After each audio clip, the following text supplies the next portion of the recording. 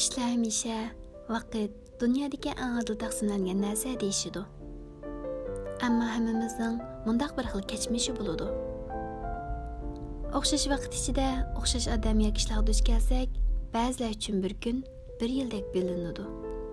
Ba'zilar uchun bo'lsa, ko'zni yumib ochqanchilik bilinadi. Bu vaqtning moddiy dunyoda emas, ma'naviy dunyodami mavjud bo'lish bilan munosabatli bo'lib, vaqt hamma odamning qalbida bo'ladi.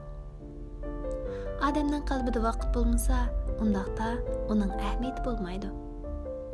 Vaqt maydidan elib aytganda bir xil ma'naviy hodisadir. Nurg'un odamlar vaqtning barkit qolmadi.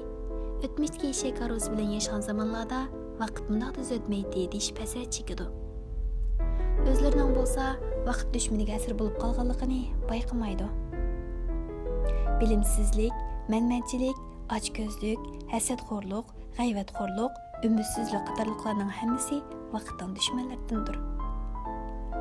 Bu narsalar odamning tabiatiga singib kirib, odamning ingidagi xato qarashga aylanib qolganda, uni o'zgartmak tas to'xtaydi. O'tgan vaqtni qaytarib kelgil bo'lmaydi. Yangilikni rad qilib, nodonlik patqaga bitib ketgan taqdirdami, hayot yanada davom qilaveradi. Lekin ma'no qatlamidan elib aytganda, bu chog'da hayot allaburun oxirlashgan bo'ladi. Chunki vaqtning aslida ahamiyati yo'q bo'lib, faqat qalbimizga qarashlarla uningga ma'no ato qiladi. Shunga xato qarash vaqtning eng chong dushmanidir. Xato qarash ichida yashash, hech ish qilmay yashagan qaraganda vaqtni texmi zoya qiladi. Shunga Portugaliyalik shoir Fernando mundaq deydi: Uyquni chiqarayotganda bir odamning hayotida orallar 10 ming kun qoladi.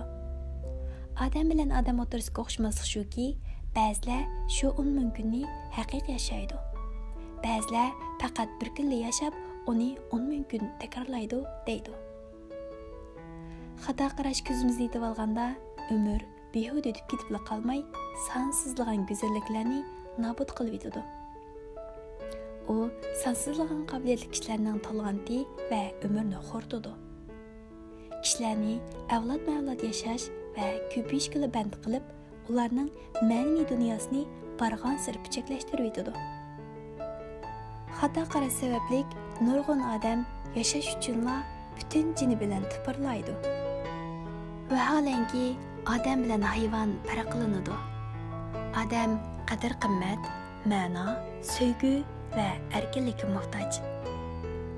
Hayotimizda har kuni nurg'un odam quloq tubimizda bizni vaqtdan yengilmaydi deb uningga taslim bo'lishga da'vat qiladi.